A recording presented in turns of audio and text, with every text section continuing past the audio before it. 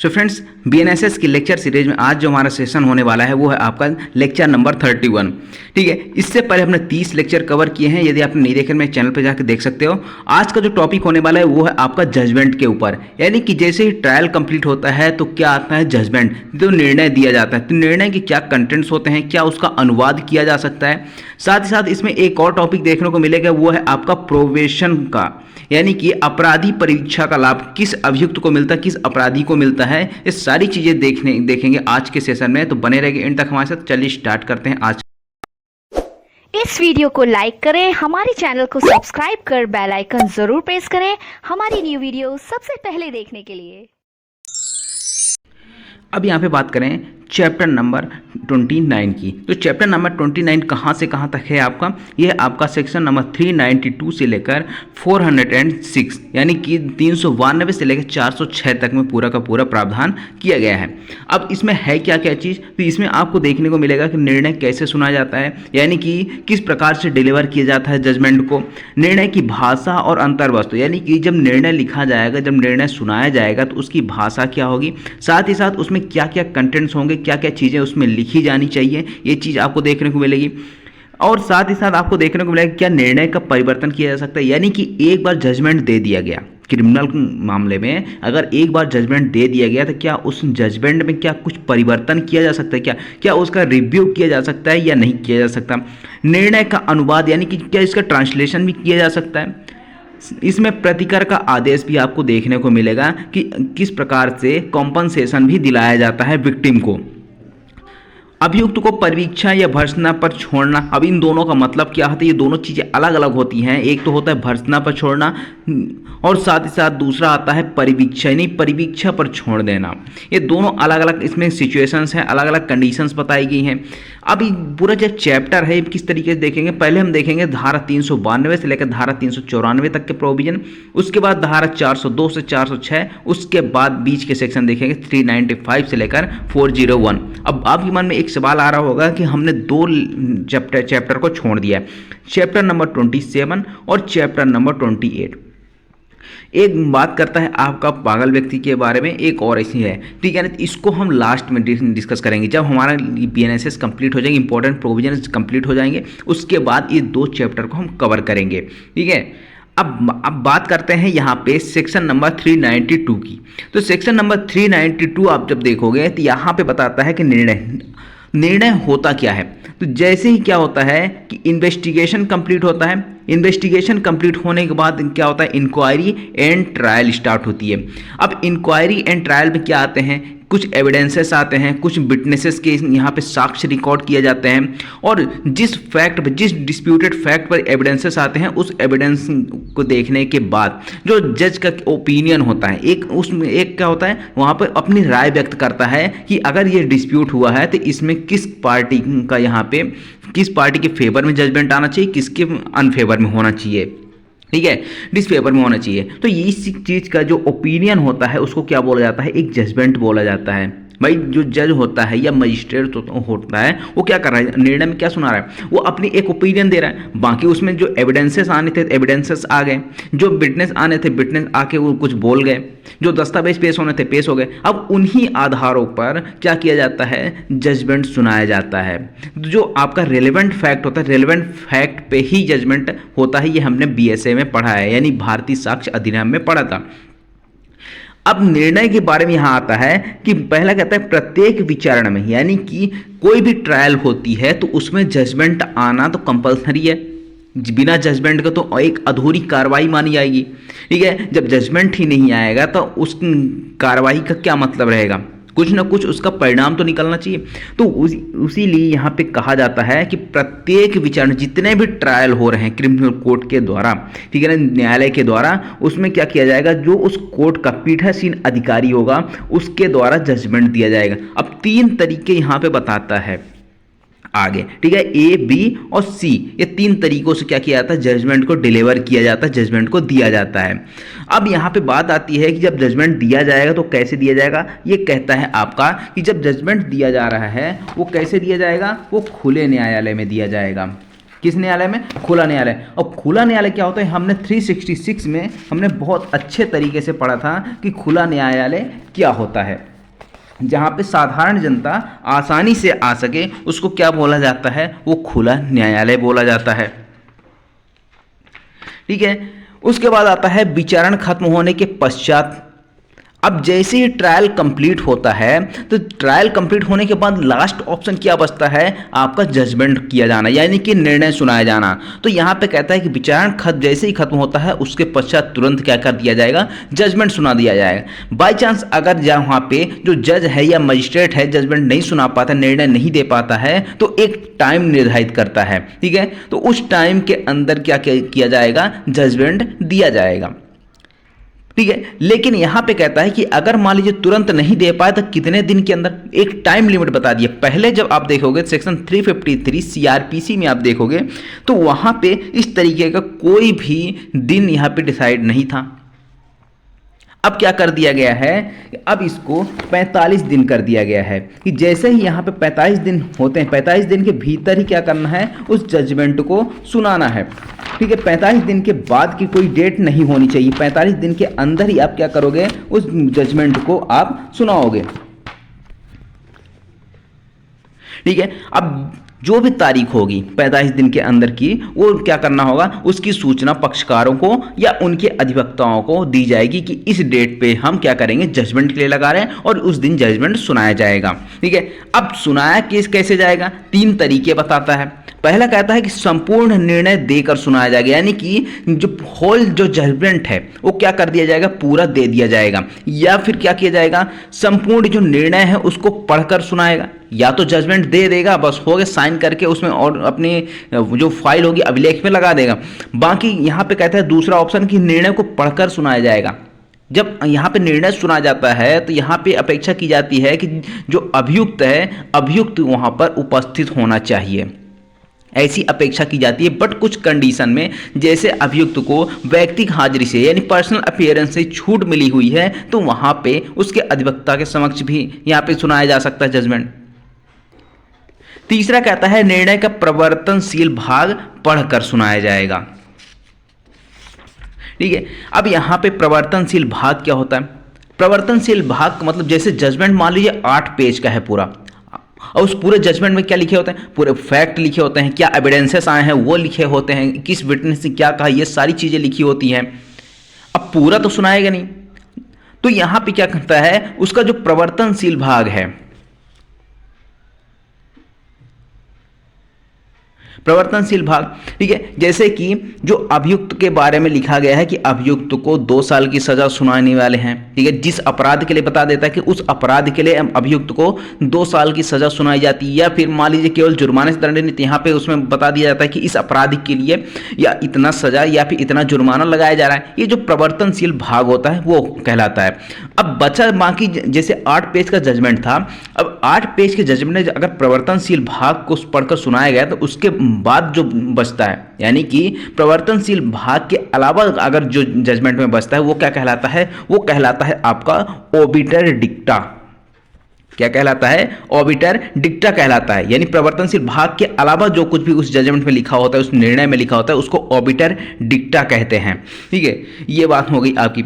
अब बात करते हैं ये तीनों चीजें ए, बी और सी, जो 3 चीजें बताई गई हैं, इसको एक्सप्लेन किया गया है।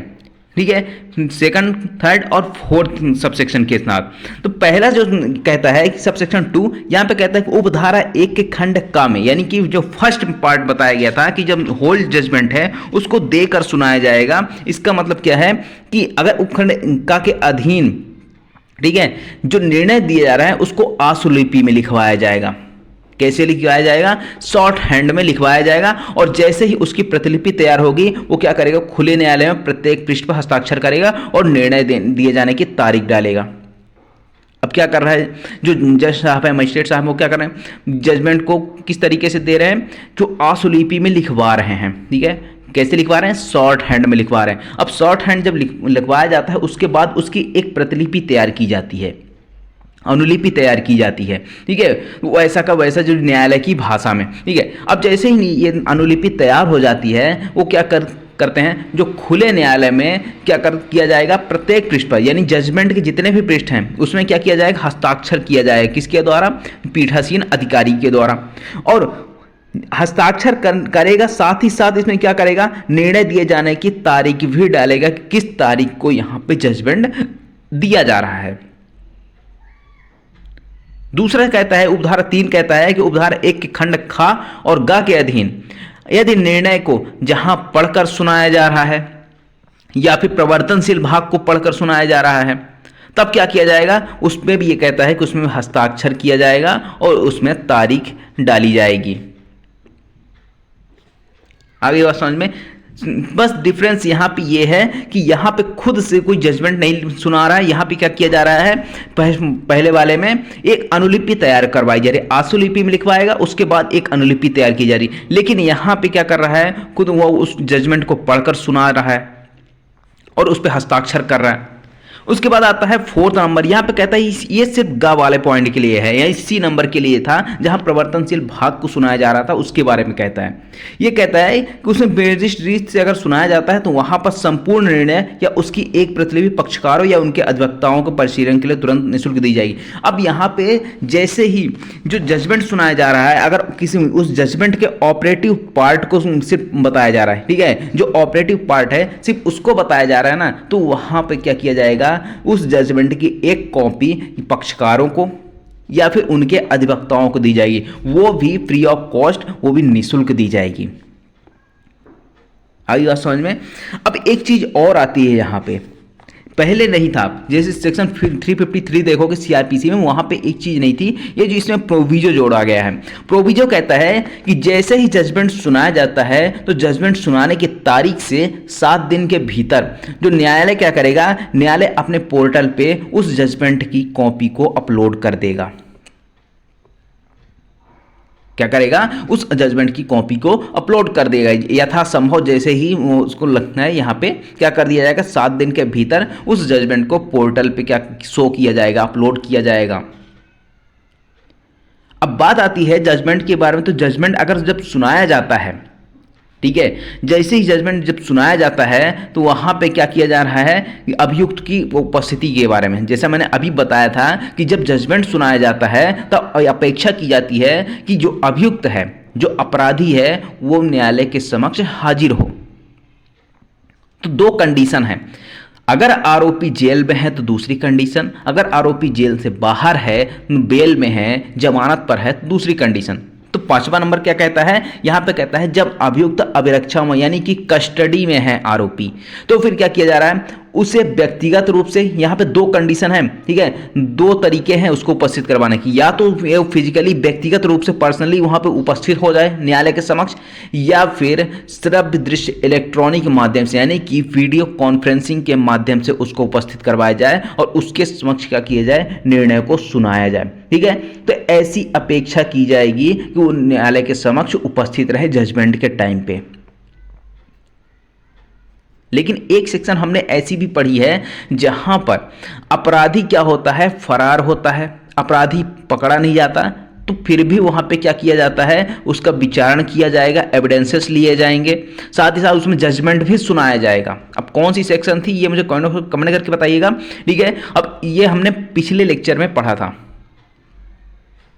कि उसकी अनुपस्थिति में भी ट्रायल किया जाएगा और उसकी अनुपस्थिति में क्या किया जाएगा, जजमेंट भी दिया जाएगा, लेकिन कुछ कंडीशन के साथ। उसमें भी टाइम लिमिट लिखा हुआ है कि आरोप विरचना के कितने दिनों के अंदर अगर उपस्थित नहीं होता तो ट्रायल स्टार्ट कर दी जाएगी, उद्घोषणा होने के बाद भी उपस्थित नहीं होता तब।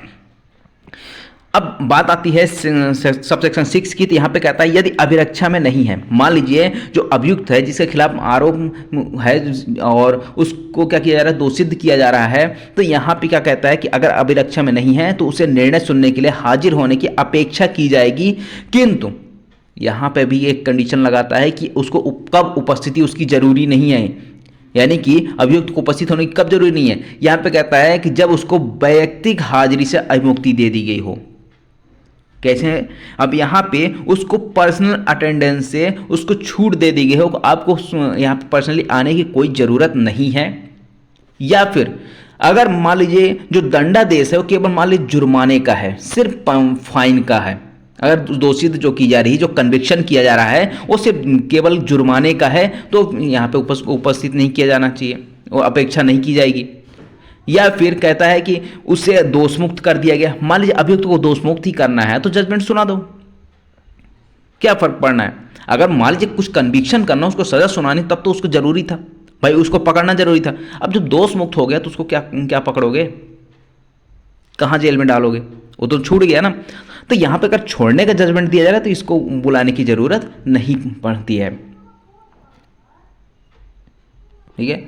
अब जो इंपॉर्टेंट था मैंने बता दिया। अब बाकी आप दो सब सेक्शन और हैं, अगर आप चाहो तो उसको पढ़ सकते हो, ठीक है। अब बात आती है सेक्शन नंबर 393 की। सेक्शन नंबर 393 क्या कहता है कि निर्णय की भाषा और अंतर वस्तु। अब जब जजमेंट सुनाया जाएगा तो जजमेंट जब सुनाया जा रहा है तो उसकी भाषा भी होगी, कौन से भाषा में जजमेंट लिखा जाएगा और उसमें कंटेंट्स क्या क्या चीज होंगे। तो यहां पे कहता है कि सेक्शन 392 में प्रत्येक निर्णय, यानी कि इसकी पहली वाली धारा, जहां पे 392 जब भी हमने जजमेंट के बारे में पढ़ा, उसके तहत जितने भी निर्णय होंगे वो किस भाषा में होंगे। तो सबसे पहली चीज तो भाषा बता देता है कि न्यायालय की भाषा में होगा। और न्यायालय की भाषा कौन सी होगी, ये आपको धारा 307 BNSS में देखने को मिलेगा कि यहाँ पे राज्य सरकार डिसाइड कर सकती है कि कौन से न्यायालय की कौन सी भाषा होगी। सिर्फ हाई कोर्ट और हाई कोर्ट को छोड़कर बाकी सुप्रीम कोर्ट की तो भाषा वो कर ही नहीं सकती ना डिसाइड राज्य सरकार, तो हाई कोर्ट की भी नहीं कर सकती। अगर हाई कोर्ट की और साथ साथ सुप्रीम कोर्ट की भाषा को बदलनी है या फिर उसकी कार्रवाई की भाषा बदलनी है तो उसमें अमेंडमेंट करना पड़ेगा संविधान में, ठीक है। ये अनुच्छेद 348 कहता है कि सुप्रीम कोर्ट और हाई कोर्ट की भाषा क्या होगी। लेकिन वहीं पे अगर हम बात करें स्टेट के अंदर जितने भी हाई कोर्ट के अलावा जितने भी कोर्ट्स हैं, डिस्ट्रिक्ट कोर्ट्स हैं, तहसील के कोर्ट्स हैं, जितने भी कोर्ट हैं, उसकी क्या भाषा होगी वो स्टेट गवर्नमेंट डिसाइड करेगी। ये धारा 307 में आपने पढ़ा होगा अभी, ठीक है। दूसरा आता है यहाँ पे कहता है कि जितने भी डिस्प्यूटेड प्रश्न हैं, जितने भी डिस्प्यूटेड क्वेश्चन थे उस मामले से संबंधित, उसको लिखा जाएगा। साथ ही साथ उसके विनिश्चय के कारण भी लिखा जाएगा, यानी जो डिस्प्यूटेड क्वेश्चन थे उसको विनिश्चित किया जा रहा है तो उसको लिखा जाएगा, और उसके क्या कारण थे, किस तरीके से उसको विनिश्चित किया जा रहा है, किस तरीके से उसको डिसाइड किया जा रहा है, इसके कारण लिखना होगा। साथ ही साथ इसमें लिखना होगा क्या, इसके कंटेंट्स में क्या आएंगे कि वह दंड, यानी जो पनिशमेंट आप जजमेंट के टाइम पे दे रहे हो, जिस अपराध के तहत दे रहे हो उस अपराध को भी लिखना पड़ेगा। साथ ही साथ वो जो दंड दे रहे हो उस दंड को लिखना पड़ेगा। उसके बाद आता है दोष मुक्ति के निर्णय में अपराध का कथन करना होगा, यानी कि अगर मान लीजिए आप उसको दोष सिद्ध नहीं कर रहे हो, कन्विक्शन नहीं कर रहे हो, आप उसको क्या कर रहे हो, एक्यूट कर रहे हो, छोड़ रहे हो, तो आपको उस अपराध का कथन करना पड़ेगा कि कौन से अपराध के तहत आप उसको छोड़ रहे हो, उसने क्या अपराध किया था और आप क्यों उसको छोड़ रहे हो। उसमें पूरा रीजन रहता है जजमेंट के अंदर। जब आपने अगर कभी जजमेंट देखा होगा तो उसमें जरूर आप देखोगे उसमें एक रीजन लिखा होता है, किस कारण से इसको यहाँ पे दोषित किया जा रहा है या दोषमुक्त किया जा रहा है। अब यहाँ पे ये सारी चीजें हो गई। अब इसमें ज़्यादा कुछ इंपॉर्टेंट नहीं। अब एक और सब सेक्शन है, sub section number 5। Sub section 5 क्या कहता है कि अगर मान लीजिए किसी को डेथ सेंटेंस दिया जा रहा है, यानी कि डेथ सेंटेंस का मतलब क्या है, उसको मृत्यु दंड दिया गया, ठीक है। और यहाँ पे मृत्यु, अगर मान लीजिए सेशन न्यायालय ने क्या किया है, मृत्यु दंड दिया किसी को, तो उसकी क्या करवाई जाती है, कंफर्मेशन करवाई जाती है बाय हाई कोर्ट। जब हाई कोर्ट कंफर्म कर देता है कि हाँ उसको डेथ पनिशमेंट दिया जाए, तब उसको डेथ पनिशमेंट क्या किया जाता है, दिया जाता है, उसको लटकाया जाता है फांसी पे, ठीक है। लेकिन अगर यहाँ पे सेशन न्यायालय उसको डेथ पनिशमेंट दे रहा है ना, तो सिर्फ सेशन न्यायालय के कहने पे उसको डेथ सेंटेंस को एग्जीक्यूट नहीं किया जाएगा। ये हम अगले चैप्टर पढ़ेंगे, चैप्टर नंबर 30, उस पर देखेंगे कि कंफर्मेशन के लिए भेजा जाता है और हाई कोर्ट क्या करता है, डेथ वारंट इशू करता है। उसके बाद एग्जीक्यूशन तो सेशन न्यायालय ही करवाएगा, लेकिन कंफर्मेशन कहां से होगा, हाई कोर्ट से होगा। अब यहाँ पे कहता है कि जब किसी व्यक्ति को मृत्यु का दंडादेश दिया गया है तो वह दंडादेश यह निर्देश देगा, ठीक है ना। साथ साथ उसमें जब यहाँ मृत्यु दंडादेश दिया गया है ना तो उसमें एक डायरेक्शन दिया जाएगा। डायरेक्शन क्या दिया जाएगा कि उसे गर्दन में फांसी लगाकर तब तक लटकाया जाए, यानी कि उसको जब फांसी पे चढ़ाया जाता है ना तब तक फांसी पे लटकाया जाना चाहिए जब तक उसकी मृत्यु ना हो जाए। भाई किसी को 2 मिनट लगेंगे, किसी को 10 मिनट लगेंगे, किसी को 5 मिनट लगेंगे मरने में। तो यहाँ पे कहता है कि जब तक उसकी मृत्यु नहीं हो जाती ना तब तक उसको लटकाया जाना चाहिए। अब यही सेम चीज आपको देखने को मिलेगी जो आपके सेकंड शेड्यूल के फॉर्म नंबर 43 है। पहले 42 में था, अब 43 हो गया, सीआरपीसी में 42 में था, ठीक है। अब यहाँ पे कहता है कि 43 में कहता है कि अगर उसको फांसी पर लटकाया जा रहा है तब तक लटकाया जाए जब तक उसकी मृत्यु ना हो जाए। ये स्टेटमेंट आपको सेकंड शेड्यूल के फॉर्म नंबर 43 में देखने को मिल जाएगा। अगर आप बीएनएसएस के लास्ट में देखोगे तो वहाँ पे आपको देखने को मिल जाएगा। उसमें फॉर्मेट बताए गए हैं, बहुत सारे फॉर्मेट बताए गए हैं कि समन का फॉर्मेट क्या होगा, वारंट का फॉर्मेट क्या होगा, कुर्की का फॉर्मेट क्या होगा, ये सारी चीज़ें आपको देखने को मिलेगी। तो वहाँ पर इसका भी एक प्रारूप बताया गया कि डेथ सेंटेंस में जब उसको आदेश जारी किया जाएगा तो किस तरीके से डेथ वारंट इशू किया जाएगा, उसमें क्या चीजें रहेंगी। आगे बात समझ में। तो ये आपका उसके कंटेंट्स के बारे में।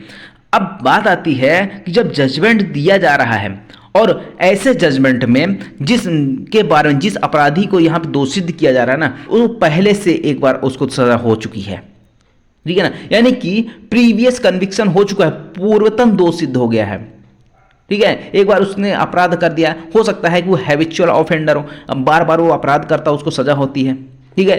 तो यहाँ पे कहता है कि अगर ऐसा ऑफेंस हुआ है उसके द्वारा, उसको सजा हुई है पहले भी, अब दोबारा उसी को फिर से सजा हो रही है किसी अन्य अपराध में, तो यहाँ पे जो न्यायालय है एक आदेश कर सकता है, एक ऑर्डर जारी कर सकता है कि वो जो जहाँ पे रहता है यानी जहाँ पे उसका निवास स्थान है उसकी सूचना को दे, ठीक है। वो कहाँ पे रहेगा, जैसे मान लीजिए 3 साल का उसको दंडादेश दिया गया, 3 साल के बाद वो कहाँ पे रहेगा, किस निवास स्थान पे रहेगा, उसका निवास स्थान कहाँ रहेगा, उसकी सूचना देगा, क्योंकि ये हैबिचुअल ऑफेंडर है, फिर बार बार ऑफेंस करेगा। तो यहाँ पे उसका एड्रेस लिया जाता है। अब यहाँ पे एड्रेस कितने साल के लिए लिया जाएगा, क्या हमेशा वो ऐसे सूचना देगा, एक जगह से मान लीजिए दूसरी जगह शिफ्ट हो रहा है 10 साल 5 साल बाद, तो क्या फिर से वहाँ पे सूचना देगा? तो यहाँ पे नहीं, एक टाइम बताया है, कहता है कि 5 वर्ष तक उसको यहाँ पे सूचना देनी होगी जहाँ वो निवास करता है। अगर या मान लीजिए 2 वर्ष एक जगह पे निवास किया, उसके बाद वो घर चेंज कर रहा है, तो जहाँ पे उस चेंज कर रहा है ना दूसरा घर, उसका एड्रेस इसको देना होगा। तो जब दंडादेश इसका समाप्त होता है उसके 5 वर्ष तक इसको ऐसा करना होगा अपराधी को। तो यही चीज़ यहाँ पे कहता है जिसे 3 या अधिक वर्ष के लिए, कितने वर्ष के लिए, जिसको 3 वर्ष या अधिक के लिए उसको दोषित किया जा चुका है, यानी पहले एक बार दोषित हो चुका है, सजा काट के आ चुका है, अब फिर से उसने कोई ऑफेंस किया और उसको पुनः 3 या अधिक वर्ष के लिए दोषित किया जाता है, तब यहाँ पे ये ऐसा आदेश किया जाएगा कि भाई तुमको जब भी यहाँ पे दंडादेश तुम्हारा समाप्त होगा तो अपने दंडादेश समाप्त होने के पश्चात आपको अपने निवास स्थान की सूचना देनी होगी कि आपका निवास स्थान कहाँ होगा, और ऐसा दंडादेश की समाप्ति के 5 वर्ष तक ऐसी सूचना दी जाएगी। तो आपको ध्यान रखना है कि कितने वर्ष तक, 5 वर्ष तक, ये प्री में पूछा जा सकता है भैया, आप इसको ध्यान रखिएगा। और साथ ही साथ आपको एक चीज़, जो टाइम लिमिट जितने भी चीज़ें बताया गया, जैसे जजमेंट के बारे में 45 दिन बताया ना, तो वो उसको भी आपको ध्यान रखना है, वो भी आपको यहाँ पे पूछा जा सकता है प्री के अंदर 45 डेज, ठीक है। अब बात करते हैं इसका दूसरा उपधारा। यहाँ पे कहता है कि उपधारा 1 यानी इसके तहत जो कार्रवाई की जा रही है ये किस पे अप्लाई होगी, इसमें अगर कोई अपराध करने का षड्यंत्र किया जा रहा है, आपराधिक षड्यंत्र किया जा रहा है, उसमें भी अप्लाई हो सकता है। दुष्प्रेरण यानी अबैटमेंट किया जा रहा है उस पर भी अप्लाई होगा, प्रयत्न किया जा रहा है उसमें भी अप्लाई होगा। अब यहाँ पे जो ये सूचना देने की बात की जा रही है, जो एड्रेस को वेरीफाई करने की बात की जा रही है, तो ऐसे आदेश को अपास्त भी किया जा सकता है, यानी कि खत्म भी किया जा सकता है, लेकिन कम जहाँ अपीली कोर्ट इसको अपास्त कर दें या फिर अन्यथा कोई कोर्ट इसको क्या कर दे, इसको चाहे रिवीजन के टाइम पे अपास्त कर दे कि आपको एड्रेस देने की जरूरत नहीं है, तो इसको क्या कर दिया जाएगा, जो ऐसा ऑर्डर किया गया है ट्रायल कोर्ट के द्वारा उसको शून्य घोषित कर दिया जाएगा। उसके बाद कहता है कि यदि ऐसी दोष सिद्धि 4 नंबर, इस धारा के अधीन आदेश अपील न्यायालय द्वारा या उच्च न्यायालय या सेशन न्यायालय द्वारा जब वो अपनी पुनरीक्षण की शक्तियों का प्रयोग कर, यानी कि रिवीजन का पावर यूज हो रहा है, जब अब रिविजनल पावर यूज हो रहा है ना, तो जिस कोर्ट के द्वारा, चाहे हाई कोर्ट हो चाहे सेशन कोर्ट हो, वो क्या कर सकता है, अपनी शक्तियों का इस्तेमाल कर सकता है, यानी कि एड्रेस को वेरीफाई करने के बारे में आदेश कर सकता है, यानी इस धारा का आदेश कर सकता है। आगे बात समझ में। अब यहाँ पे धारा 402 में जंप कर जाइए। अब बीच के सेक्शन कहाँ चले जाएंगे, बीच के सेक्शन आपको देखने को मिलेंगे लास्ट में। अब यहाँ पे हम सिर्फ किसके बारे में पढ़ रहे हैं, ऑर्डर्स के बारे में पढ़ रहे हैं, जजमेंट के बारे में। अब बीच में जो सेक्शन है वो आपका कॉम्पनसेशन की बात करता है, यानी प्रतिकर की बात करता है, तो उसको हम लास्ट में देखने वाले हैं। अब धारा 402 क्या कहता है, पहले धारा 361 में हुआ करता था सीआरपीसी में। अब यहाँ पे कहता है कि कुछ मामलों में विशेष कारणों को अभिलिखित किया जाना, यानी कि जजमेंट देते टाइम कुछ कारण होंगे जिसको विशेष रूप से अभिलिखित करना पड़ेगा, ऐसा स्पेशल यहाँ पे मामला यहाँ पे बनता है। अब वो क्या चीज है, तो देखिए अब यहाँ पे कहता है कि जहां किसी मामले में न्यायालय किसी अभियुक्त के संबंध में, यानी कि किसी आरोपी के संबंध में, जो ट्रायल कोर्ट है हमारी, वो ट्रायल कोर्ट क्या कर सकती थी कि धारा 401 के अधीन जो अपराधी परिवीक्षा अधिनियम लागू करना, यानी कि परिवीक्षा का लाभ देना, भर्त्सना के पश्चात छोड़ देना, वो सारी चीजें क्या कर सकते थे, यहाँ पे ट्रायल कोर्ट कर सकती थी, लेकिन उसने नहीं किया। दूसरी चीज कहता है कि अगर मान लीजिए कोई किशोर अपराधी है, जे एक्ट के तहत जाएगा ये, तो किशोर अपराधी है, अगर उसके संबंध किशोर न्याय अधिनियम के अधीन या फिर किशोर अपराधियों को उपचार, प्रशिक्षण या सुधार संबंधित किसी तत्समय प्रवृत्ति विधि के अधीन अगर कोई ऐसा कार्य कर सकता था, लेकिन इसने कोई कार्य नहीं किया ऐसा, उसको परिवीक्षा का लाभ दे सकता था लेकिन नहीं दिया, तो यहाँ पे जो जज साहब या मजिस्ट्रेट साहब हैं, उनको ऐसा एक कारण लिखना होगा, विशेष कारण लिखना होगा कि उन्होंने ऐसा क्यों नहीं किया। भाई आप कर सकते थे, उसको परिवीक्षा पे छोड़ देते, भर्त्सना के पश्चात छोड़ देते, किशोर अधिनियम में है तो किशोर अधिनियम का आप उसको लाभ देते, लेकिन आपने नहीं दिया। तो हो सकता है कोई विशेष कारण रहा होगा, तो आपने नहीं दिया। तो वो विशेष कारण क्या है भैया, मजिस्ट्रेट साहब बताएंगे। तो विशेष कारण जो भी होगा ना, उस जजमेंट में लिखा जाएगा। आगे बात समझ में। ये आपका सेक्शन 402। अब 403 की बात करें तो यहां पे कहता है कि न्यायालय कब अपने निर्णय में परिवर्तन ना करना। अब देखो सिविल में होता है ना, तो सिविल में क्या किया जाता है, जो जजमेंट किया गया है उसका रिव्यू किया जा सकता है।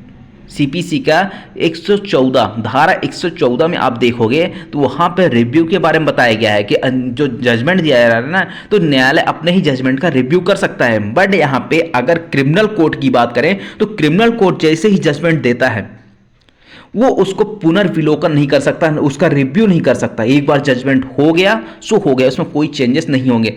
बट यहाँ पे दो कंडीशन है, ठीक है ना, दो एक्सेप्शन है। यहाँ पे कहता है कि अगर कोई लिपकी या गढ़ती भूल हो गई, अगर उसमें कुछ क्लैरिकल मिस्टेक हो गए, कुछ अर्थ कुछ और बताना चाहता था लेकिन कुछ और अर्थ हो गया, गढ़ती भूल हो गई, यहाँ पे मान लीजिए 1000 रुपये जुर्माना लगाना था, इसको 10,000 कर दिया, तो ये गढ़ती भूल है, एक प्रकार से एक जीरो और बढ़ गया, या 1 लाख रुपए हो गए। तो यहाँ पर क्या किया जा सकता है, उसका लिपकी या गढ़ती भूल उस माफ़ किया जा सकता है। इसमें गढ़ती भूल को यहाँ पे जजमेंट में परिवर्तित किया जा सकता है, लेकिन उसके अलावा कोई भी परिवर्तन नहीं होगा, कोई भी रिव्यू यहाँ पे नहीं किया जाएगा। अब बात आती है सेक्शन नंबर 404 की।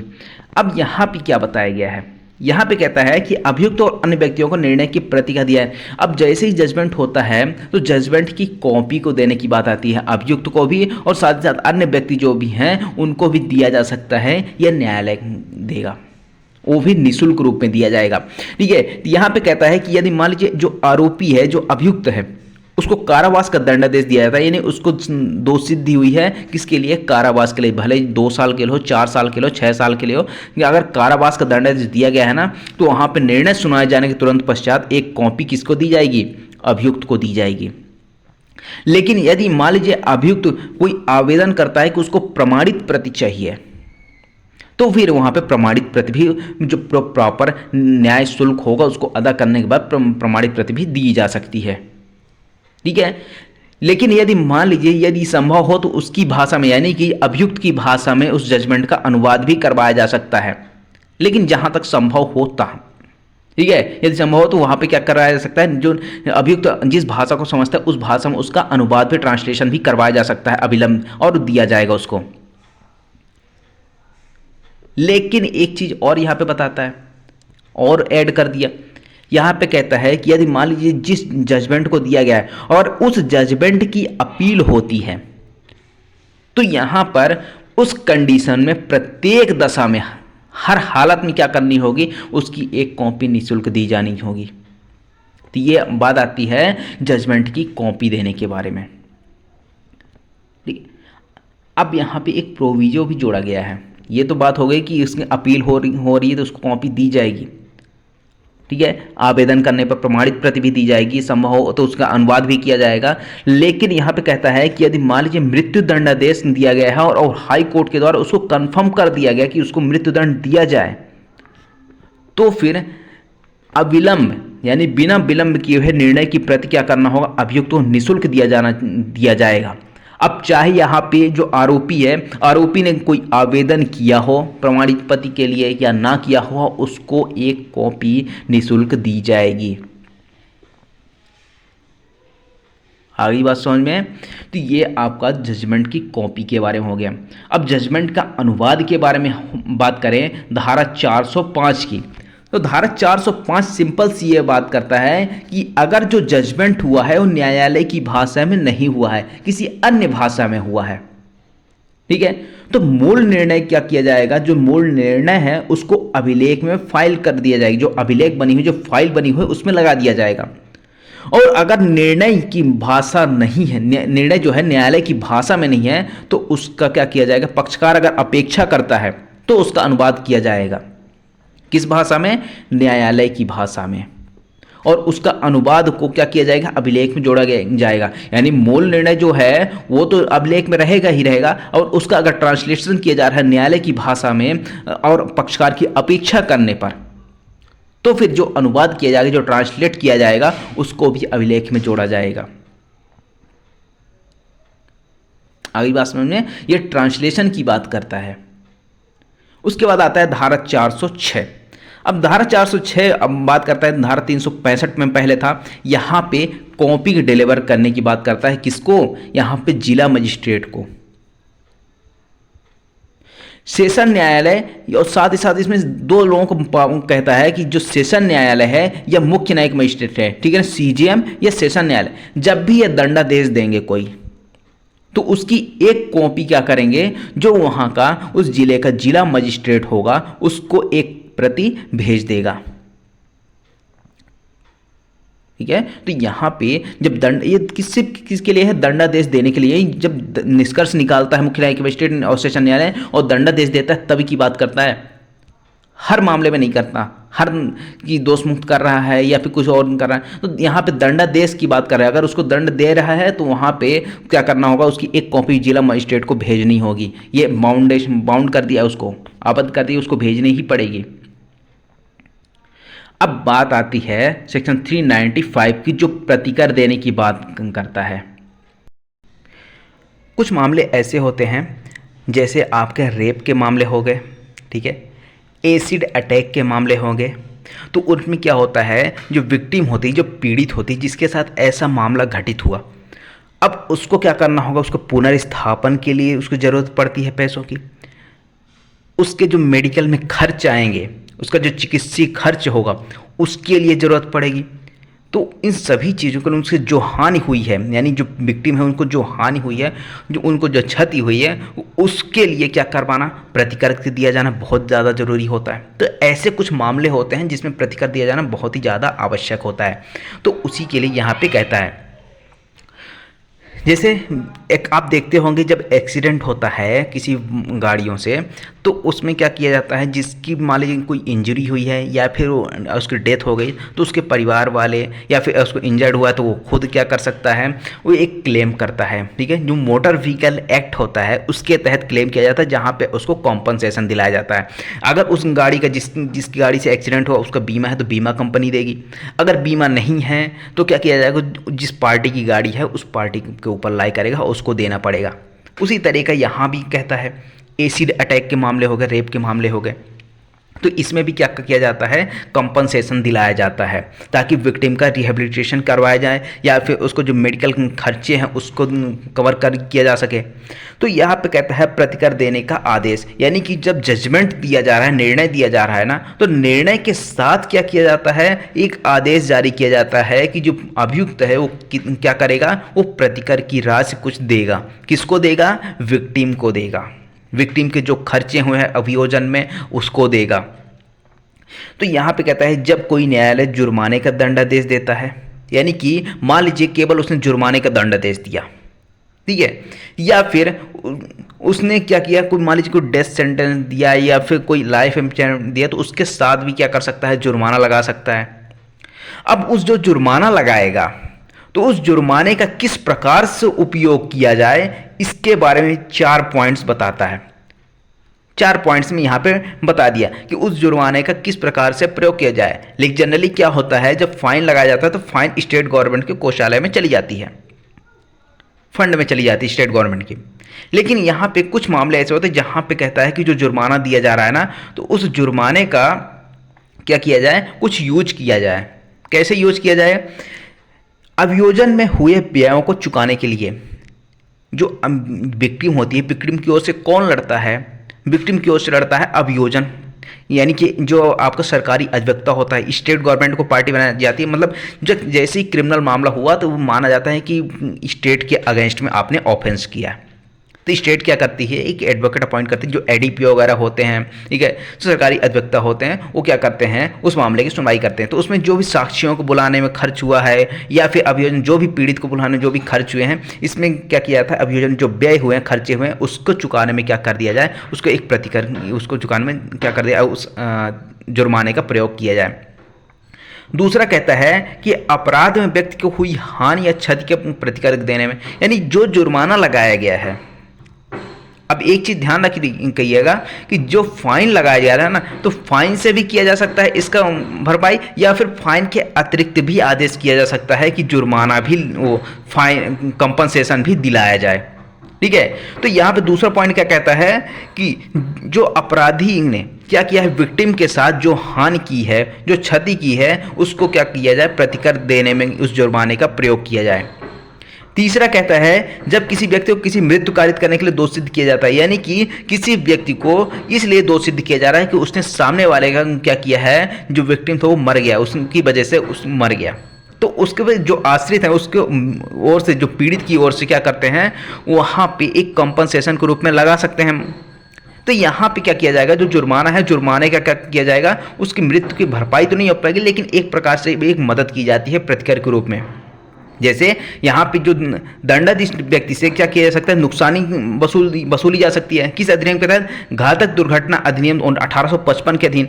तो यहाँ पे क्या किया जाएगा, उसको प्रतिकर दिला दिया जाएगा उस जुर्माने से। उसके बाद आता है फोर्थ नंबर कहता है कि अगर मान लीजिए किसी व्यक्ति को इसलिए दोष सिद्ध किया जा रहा है कि उसने चोरी की थी, आपराधिक दुर्विनियोग किया था किसी संपत्ति के बारे में, आपराधिक न्यास भंग किया गया था, यानी किसी को मैंने कोई प्रॉपर्टी दी, उसने क्या किया, क्रिमिनल ब्रीच ऑफ ट्रस्ट कर दिया, या फिर मेरे साथ छल किया या चुराई हुई संपत्ति के लिए दोषी किया गया। अब मान लीजिए ए ने क्या किया था, बी की संपत्ति को चुराया, या बी ने ए के साथ छल किया, ठीक है। इसको एक बार फिर समझते हैं, ए ने क्या किया है, मान लीजिए बी के साथ छल किया, या फिर ए ने क्या किया है, बी की चोरी की, बी के यहाँ चोरी की, आपराधिक न्यास भंग किया। तो जब यहाँ पे ए ने ये सारा अपराध किया, तो जब इसको दोषित किया जा रहा है, तो इसने जो जिस प्रॉपर्टी को चुराया था, उस प्रॉपर्टी को किसको वापस कर दिया जाएगा, जो बोनाफाइड परचेजर होगा, यानी कि बी, यानी बी की प्रॉपर्टी थी, बी को तो वापस कर दिया। लेकिन मान लीजिए हो सकता है बी को कुछ और लॉस हुआ होगा, तो उसको लौटा तो दिया गया है, लेकिन उसके अलावा भी जो भी इसको लॉस हुआ होगा, उस लॉस को कवर करने के लिए ना उसको प्रतिकर दे दिया जाएगा। इस तरीके से यहाँ पे क्या किया जाएगा, प्रतिकर के रूप में जुर्माने का यूज किया जाएगा। अब इसमें फोर्थ नंबर एक और आता है आपका, कहता है कि इस धारा के अधीन अगर जो पावर है उसको यूज करना है ना, तो किसके द्वारा किया जा सकता है, जो अपीलेट कोर्ट है उसके द्वारा भी यूज की जा सकती है, हाई कोर्ट के द्वारा भी की जा सकती है, या सेशन न्यायालय के द्वारा की जा सकती है, ठीक है। अपीलेट कोर्ट तो कर ही सकती है, साथ साथ जो हाई कोर्ट या सेशन न्यायालय क्या करती है, जब रिविजनल पावर को यूज करती है, तब भी ऐसी पावर को यहाँ पे यूज कर सकती है। इस धारा के अधीन पावर जो दी गई है उसको यूज कर सकती है। ठीक है। इसके बाद आता है पीड़ित प्रतिकर स्कीम। एक क्या किया जाता है, एक स्कीम तैयार की जाती है। किसके द्वारा तैयार की जाती है, ये स्कीम आपकी तैयार की जाती है स्टेट गवर्नमेंट के द्वारा, ठीक है। यानी कि विक्टिम कॉम्पनसेशन स्कीम। जो पीड़ित होते हैं उनके लिए क्या किया जाता है, एक फंड बनाया जाता है स्कीम के तहत, ठीक है, ताकि जो पीड़ित हैं या फिर उसके आश्रितों के पुनर्वास के लिए क्या किया जाता है, एक निधि बनाई जाती है। निधियां उपलब्ध कराने के लिए, यानी फंड उपलब्ध कराने के लिए एक स्कीम तैयार की जाती है। अब किसके द्वारा तैयार की जाती है, स्टेट गवर्नमेंट के द्वारा तैयार की जाती है, वो भी सेंट्रल गवर्नमेंट के सहयोग से। यानी कि स्टेट गवर्नमेंट तो यहाँ पे विक्टिम कंपनसेशन स्कीम तैयार कर रही है, लेकिन किसके सहयोग से कर रही है, केंद्र सरकार के सहयोग से तैयार कर रही है। किस चीज के लिए तैयार कर रही है, ताकि निधियां यानी फंड उपलब्ध कराया जा सके, किसको, पीड़ित को और उसके आश्रितों के पुनर्वास के लिए, रिहैबिलिटेशन के लिए। ये स्कीम एक तैयार हो गई। अब मान लीजिए जैसे ही क्या किया, दूसरा सबसेक्शन क्या कहता है, जब कभी न्यायालय द्वारा प्रतिकर के लिए सिफारिश की जाती है, यानी कि जब मामला आता है न्यायालय के समक्ष और न्यायालय को लगता है कि कुछ प्रतिकर विक्टिम को दिलाया जाना चाहिए, तो क्या करेगा, एक सिफारिश करेगा न्यायालय। किससे करेगा, या तो जिला विधिक सेवा प्राधिकरण से करेगा या राज्य विधिक सेवा प्राधिकरण से करेगा, ठीक है। या दो जगह होते हैं, एक डिस्ट्रिक्ट में होता है, एक स्टेट में होता है, ठीक है। तो इस जो जिला विधिक सेवा प्राधिकरण है, ये राज्य विधिक सेवा प्राधिकरण है, इसको क्या किया जाता है, सिफारिश की जाती है कि विक्टिम को क्या करना है, कॉम्पनसेशन दिलाना है। तो यहाँ पे कंपनसेशन सिर्फ दिलाने का यहाँ पे सिफारिश की जाती है, लेकिन ये नहीं बताया जाता कितना दिलाया जाना है। तो ये निश्चित करने के लिए कि उसको कंपनसेशन या प्रतिकर कितना मिलना चाहिए, ये कौन डिसाइड करेगा, या ये जिला विधिक सेवा प्राधिकरण या राज्य विधिक सेवा प्राधिकरण क्या करेगा, यहाँ पे ये डिसाइड करेगा। ये एक जाँच करेगा और जाँच होने के बाद ये डिसाइड करेगा कितना कंपनसेशन विक्टिम को देना चाहिए। अब एक कंडीशन और आती है, मान लीजिए किसी विक्टिम के साथ कुछ अपराध हो गया और उस अपराधी का, जिसने अपराध किया, उसका पता नहीं लग पाया, फरार है, उसको कुछ भी नहीं पता चल रहा है और उसकी पहचान ही नहीं हो रही है, लेकिन विक्टिम की पहचान जरूर हो गई। भाई विक्टिम को, उसके साथ तो ऐसा अपराध हुआ है, उसकी तो पता चलना ही है। तो यहाँ पे जब तक उसका विचारण नहीं होता है, यानी कि भाई अब जो पकड़ा ही नहीं गया, उसके बारे में कुछ पता ही नहीं, तो क्या विचारण करेंगे, ठीक है। तो यहाँ पे जब तक विचारण नहीं होता तब तक क्या वो विक्टिम बैठी रहेगी, उसका मेडिकल खर्चे होंगे, या फिर ऐसा अगर कोई ऑफेंसेस होगा तो, या फिर उसके पुनर्वास के लिए कुछ और खर्चे लगेंगे। तो क्या जब तक विचारण नहीं होगा तब तक के लिए क्या ऐसे बैठे रहेंगे पैसों के लिए। तो यहाँ पे क्या किया जाता है, वो एक खुद से एक आवेदन कर सकती है। कहाँ पे करेगी, राज्य या जिला विधिक सेवा प्राधिकरण में। और जैसे ये आवेदन किया जाता है तो उस आवेदन करने की तारीख से 2 महीने के भीतर ऐसी जांच संपन्न कराई जाएगी। किसके द्वारा, जिला विधिक सेवा प्राधिकरण या राज्य विधिक सेवा प्राधिकरण के द्वारा। और जांच यहाँ पे होने के बाद जब जांच कंप्लीट हो जाती है तो यहाँ पे प्रतिकर निर्धारित करने के लिए आदेश किया जाएगा, प्रतिकर इतना दिलाया जाए। तो ये कहलाता है आपका विक्टिम कॉम्पनसेशन स्कीम, ठीक है। ये जितना इंपॉर्टेंट था मैंने बता दिया। उसके बाद आता है आपका सेक्शन नंबर 397। सेक्शन नंबर 397 क्या कहता है, पीड़ितों का उपचार। यानी कि अगर कुछ मामले ऐसे होते हैं जहां पे अर्जेंट में मेडिकल सुविधाएं जरूरी होती हैं, जैसे यहाँ पे कहता है सभी लोक या प्राइवेट अस्पताल, इस किसको डायरेक्शन दे रहा है, जो जितने भी चाहे गवर्नमेंट हॉस्पिटल हो, प्राइवेट हॉस्पिटल हो, तो उसको क्या करना होगा, अगर मान लीजिए बीएनएस की धारा, इस धारा के अधीन कोई ऑफेंसेस होते हैं, जैसे रेप वाले मामले होते हैं ना, धारा 64, 65, 66, 67, 68 या फिर 70, 71 या फिर एसिड अटैक 124(1) के अधीन कुछ अपराध होता है, तो ऐसे अपराधों में ना क्या किया जाएगा, पीड़ित का तुरंत उपचार किया जाएगा। किसके द्वारा, लोक या प्राइवेट अस्पताल, जो भी जहां पर भी ऐसे पीड़ित जाए, ठीक है। साथ ही साथ यहाँ कहता है कि अगर मान लीजिए कुछ पॉक्सो के अपराध होते हैं बच्चों के साथ, तो धारा 4, 6, 8, 10 के अधीन अगर कोई पीड़ित है तो उसको तुरंत और निःशुल्क प्राथमिक और चिकित्सीय उपचार मिलना चाहिए। और यहाँ पे क्या किया, जिस हॉस्पिटल में ऐसा उपचार दिया जाएगा तो उसके बाद उस हॉस्पिटल के द्वारा क्या की जाएगी, ऐसी घटना की सूचना दी जाएगी पुलिस ऑफिसर को। अब यहाँ पे एक चीज आती है कि अगर ऐसा लोग जो अस्पताल है, गवर्नमेंट अस्पताल है या फिर प्राइवेट अस्पताल है, अगर ऐसा नहीं करते, अगर इस धारा का उल्लंघन करते हैं तो उनको क्या सजा मिलेगी। तो यहाँ पे कहता है कि धारा 200 में बीएनएस की धारा 200 देखोगे तो वहाँ पे कहता है कि 1 वर्ष तक की सजा होगी या जुर्माना या दोनों से दंडित किया जाएगा। ठीक है, तो ये आपका धारा 397 के साथ आपको रेडवित करना है। उसके बाद आता है सेक्शन 398, ये कहता है साक्षी संरक्षण स्कीम बताइए। अभी विक्टिम कंपनसेशन स्कीम था, अब यहाँ पे साक्षी के लिए है, यानी कि जो विटनेस हैं उसके लिए विटनेस प्रोटेक्शन स्कीम।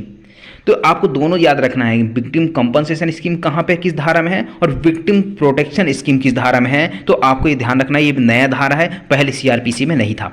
ये कहता है राज्य सरकार क्या करेगी, एक विक्टिम प्रोटेक्शन स्कीम तैयार करेगी ताकि उससे साक्षियों को सुरक्षा सुनिश्चित की जा सके, कि साक्षियों की जो भी साक्षी हैं विटनेस है उनको सुरक्षा दी जा सके एक प्रकार से। उसके बाद आता है सेक्शन नंबर 399। अब सेक्शन नंबर 399 क्या कहता है, निराधार गिरफ्तार करवाए गए या व्यक्तियों को प्रतिकर, यानी कि जैसे ए ने क्या किया, बिना मतलब के बी को गिरफ्तार करवा दिया। बी ने कुछ नहीं किया था, फालतू में इसको परेशान करने के, बी को परेशान करने के लिए ए ने पुलिस वालों से क्या किया, बी को गिरफ्तार करवाया और उसके खिलाफ कार्रवाई करवाई। अब बाद में पता चलता है कि बी ने तो कुछ नहीं किया था, बी को परेशान करने के लिए ए ने ऐसा किया। तो ए के ऊपर क्या आदेश हो सकता है कि ए जो है 1000 रुपये प्रतिकर दे, किसको, बी को। अगर यहाँ पे ए जो है 1000 रुपये प्रतिकर नहीं देता है तो ए को 30 दिन तक का सादा कारावास भी हो सकता है, सिंपल इम्प्रिजनमेंट हो सकता है, कारावास के हो सकता है 1000 रुपये प्रतिकर देने का अगर व्यतिक्रम करता है तो। ठीक है, ये सिंपल सी धारा है, बाकी कुछ नहीं है। उसके बाद आता है असंज्ञेय मामलों में खर्चा देने के लिए आदेश। जैसे कंप्लेंट फाइल की जाती है, ठीक है, जो ए है, ए ने क्या किया, कंप्लेंट फाइल किया बी के ऊपर किसी असंज्ञेय अपराध के लिए, नॉन कॉग्निजेबल ऑफेंस के लिए। ठीक है, अब यहाँ पे ए ने तो फाइल तो कर दिया और उसके बाद जब जांच हुई, सब कुछ हुआ, तो बी को क्या किया गया, कन्विक्ट भी कर दिया गया, अभियुक्त को दोषित किया गया। तो भाई ए ने क्या किया है, परिवाद लाया ना, परिवाद लाने में कुछ खर्चे लगे होंगे, इसने वकील को कुछ फीस दिया होगा, जो खर्चे लगे होंगे, तो यहाँ पे जो जजमेंट होगा, जजमेंट के अतिरिक्त यहाँ पे आदेश हो किया जा सकता है न्यायालय के द्वारा कि बी क्या करेगा, यानी अभियुक्त क्या करेगा, अभियुक्त कुछ खर्चे यहाँ पे या तो पूर्ण खर्चे या फिर अंशतः कुछ खर्चे क्या करे, बी को वापस करेगा। और अगर यहाँ पे बी ने व्यतिक्रम किया तो बी को 30 दिन का सादा कारावास होगा। ठीक है, धारा 399 में किसको हो रहा था, जो कंप्लेनेंट था जिसने गिरफ्तार करवाया था उसको हो रहा था, लेकिन यहाँ पे किसको हो रहा है, अभियुक्त को यहाँ पे सजा हो रही 30 दिन की, अगर वो कम व्यतिक्रम करता है तब। उसके बाद आता है आपका सबसे मेन सेक्शन, आपका धारा 401। ठीक है, धारा 401 आप देखोगे तो दो चीज़ों की बात करता है, एक सदाचरण की परिवीक्षा, दूसरा भर्त्सना के पश्चात छोड़ देना। ठीक है, सदाचरण की परिवीक्षा का मतलब कि जिस अपराधी के बारे में बात हो रही है वो हो सकता है उसका बहुत ही अच्छा व्यवहार हो, गुड कंडक्ट हो, बहुत सबसे अच्छे बोलचाल, अच्छे संबंध हो, बट किसी कंडीशन बस वो किसी अपराध में फंस गया होगा, तो वो क्या किया जा सकता है, उसको सदाचरण की परिवीक्षा का लाभ दिया जा सकता है। ये आपका धारा 401 के सब सेक्शन 1 में बताया गया है। वहीं अगर भर्त्सना के पश्चात छोड़ने की बात करें तो ये इसका मतलब क्या होता है कि उसको जो अपराधी है उसको सलाह दे देना, सलाह देकर या चेतावनी देकर एक प्रकार से उसको छोड़ दिया जाना। ठीक है, तो ये आपका सब सेक्शन 3 में बताया गया है, यानी भर्त्सना के बारे एडमोनिशन के बारे में कहाँ पे बताया गया है, सब सेक्शन 3 में। वहीं सदाचरण की परिवीक्षा के बारे में सब सेक्शन 1 में आपको देखने को मिलेगा।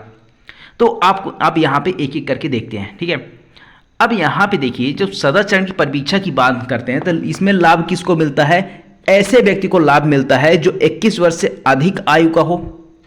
पहला कंडीशन क्या है कि 21 वर्ष से अधिक आयु का हो और जिसे मान लीजिए केवल जुर्माने से दंडित किया जा रहा होगा या फिर 7 वर्ष या उससे कम के कारावास से दंडित किया जा रहा होगा, तो उसको सदाचरण की परिवीक्षा का लाभ दिया जा सकता है। दूसरा चीज कहता है कि अगर मान लीजिए कोई व्यक्ति 21 वर्ष से कम आयु का है या फिर कोई महिला है तो भी उसको यहाँ पे सदाचरण की परिवीक्षा पर छोड़ा जा सकता है, लेकिन ये एक कंडीशन यहाँ पे कहता है कि अगर वो मृत्यु या आजीवन कारावास से दंडनीय अपराध है तो वहाँ पे 21 वर्ष से कम आयु के बाद किसी अपराधी को या फिर कोई चाहे महिला भी हो तब भी उसको परिवीक्षा का लाभ नहीं मिलेगा। ठीक है, तो यहाँ पे कहता है कि मृत्यु या आजीवन कारावास से दंडनीय अपराध को छोड़कर अगर कोई कारावास है कारावास का दंडित किया जा रहा है तो उसको परिवीक्षा का लाभ दिया जा सकता है। ठीक है, तो ये कंडीशन होती है सदाचरण की परिवीक्षा के बारे में। वहीं अगर भर्त्सना के पश्चात अगर छोड़े जाने की बात करें यहाँ पे, तो यहाँ पे कहता है कि किसको लाभ मिलेगा।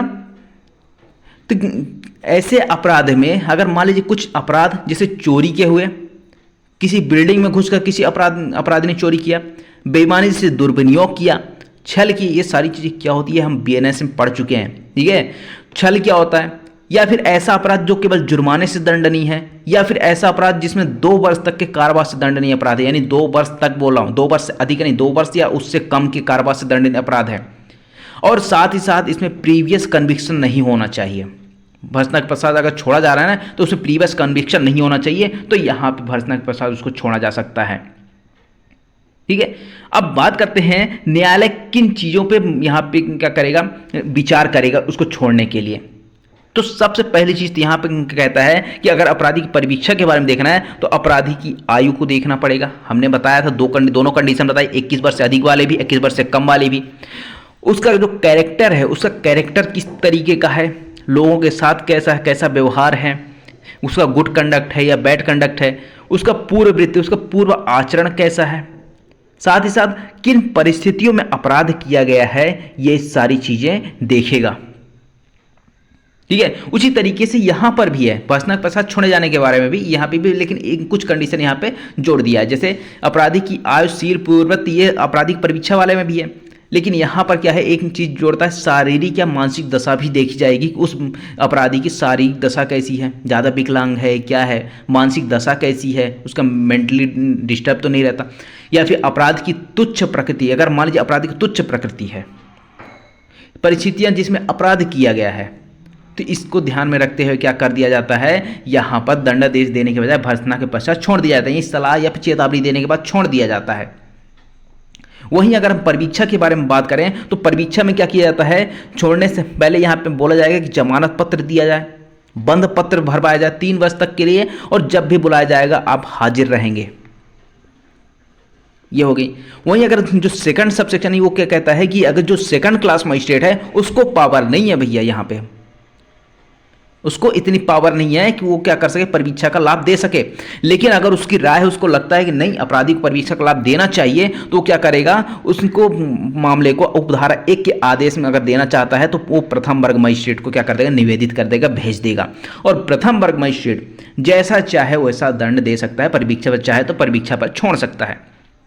तो आई होप ये दोनों चीज़ें आपको बहुत आसानी से समझ में आई होगी, सरल तरीक़ों से समझ में आया होगा कि किसमें किस कंडीशन में लाभ मिलेगा, किसमें क्या रहेगा, किसको मिलेगा, ये सारी चीज़ें आपको समझ में आई होगी। ठीक है, यदि आपको नहीं समझ तो एक बार जरूर फिर से देखिएगा, समझ में आ जाएगी। अगर फिर भी नहीं आता तो मुझे कमेंट बॉक्स में कमेंट करके बताइएगा। उसके बाद अब आता है सबसेक्शन नंबर 4। यहाँ पर कहता है कि ये जब परिवीक्षा का लाभ देने की बात आती है या फिर भर्त्सना के पश्चात छोड़ने की बात आती है तो उस कोर्ट के द्वारा भी किया जा सकता है जहाँ पे अपील की जा सकती है, यानी अपीलेट कोर्ट के द्वारा, या फिर रिविजनल कोर्ट जो है यानी हाई कोर्ट, सेशन कोर्ट, वो भी क्या कर सकता है, इसी शक्तियों का प्रयोग कर सकता है। अब बात आती है कि अगर जो भर्त्सना के पश्चात छोड़ा गया है या फिर कुछ दंडादेश दिया गया इस धारा के अधीन, इसमें जो आदेश किया गया है ना, उसको अपीलेट कोर्ट या पुनरीक्षण कोर्ट के द्वारा क्या किया जा सकता है, अपास्त भी किया जा सकता है, यानी समाप्त भी किया जा सकता है, और उसके बदले कोई अन्य दंड भी दिया जा सकता है। यानी कि भाई उसको छोड़ा गया था परिवीक्षा पे, लेकिन क्या कर सकती है, जो अपीलेट कोर्ट है या रिविजनल कोर्ट है, उस आदेश को अपास्त करके उसको दंड दे सकती है कोई। लेकिन यहाँ पे प्रोविजो है, प्रोविजो कहता है कि जो अपीलेट कोर्ट है या पुनरीक्षण कोर्ट है वो उस दंड से अधिक दंड नहीं देगा। कौन से दंड से अधिक दंड नहीं देगा, जितना जो ट्रायल कोर्ट था जिसने दोषित किया था, जो जितना पावर दोषित करने वाले कोर्ट को था, सिर्फ उतना ही दे सकता है सजा बदले में, अगर अपास्त कर रहा है तो, इसके अलावा कुछ नहीं। उसके बाद आता है यदि अपराधी मान लीजिए जो मुचलका भरवाया गया था, मुचलके की शर्तों का उल्लंघन करता है तो उसको फिर से पकड़े जाने का वारंट जारी किया जा सकता है। उसके बाद आता है सबसेक्शन 10 इंपॉर्टेंट। अभी कहता है जो आपका परिवीक्षा वाला जो धारा है या फिर आपके जो भर्त्सना के पश्चात छोड़े जाने वाले हैं आदेश हैं, इस आदेश का या फिर इस धारा की कोई बात निम्न अधिनियमों पर प्रभाव नहीं डालेगी, यानी कि निम्न अधिनियमों पर प्रभावी नहीं होगी। कौन कौन सी? आपराधिक परीक्षा अधिनियम, यानी कि अगर मान लीजिए इस धारा के तहत कोई आदेश किया गया था, उसको अपास्त कर दिया गया, तो आवेदन कर सकता है कि आपराधिक परीक्षा अधिनियम का लाभ दिया जाए। किशोर न्यायालय से यहाँ से लाभ दिया जा सकता है। किशोर आपराधिक उपचार प्रशिक्षण सुधार संबंधी अगर कोई विधि है, उसके तहत यहाँ पे उससे लाभ लिया जा सकता है। तो यही चीज़ कहता है कि इस धारा को कोई बात यहाँ पे ना इस पर प्रभाव नहीं डालेगी 3 एक्ट पे। आयु समझ में? तो ये रहा आपका चैप्टर नंबर 29। आई होप आपको पूरा क्लियर समझ में आया होगा, एक एक वर्ड टू वर्ड। ठीक है, अब एक चीज़ और ध्यान रखिए, एक केस था, कौन सा? प्रतिकर के बारे में केस है, Lakshmi versus union of India. ठीक है, versus others, Lakshmi versus union of India and others, 2014 का मामला था। इसमें क्या बताया गया था कि जो एसिड अटैक वाले मामले होते हैं, तो इसमें कम से कम 3 लाख रुपए इसमें प्रतिकर फिक्स है कि 3 लाख रुपए कम से कम देने ही देने हैं। बाकी उससे अधिक कितना देना है वो परिस्थितियों पे, केस की जो परिस्थितियां हैं उसको देख के डिसाइड किया जाएगा। तो ये आप नोट डाउन करना है, एक case Lakshmi versus union of India and others 2014 का मामला था। इसके बारे में इसमें एक मूवी आई थी छपाक, आप देखे होंगे, ठीक है, दीपिका पादुकोण वाली, वही उसी के ऊपर बेस्ड है ये पूरा। मिलते हैं अगले लेक्चर में, ठीक है, तो बने रहिएगा हमारे चैनल के साथ। मिलते हैं, बाय।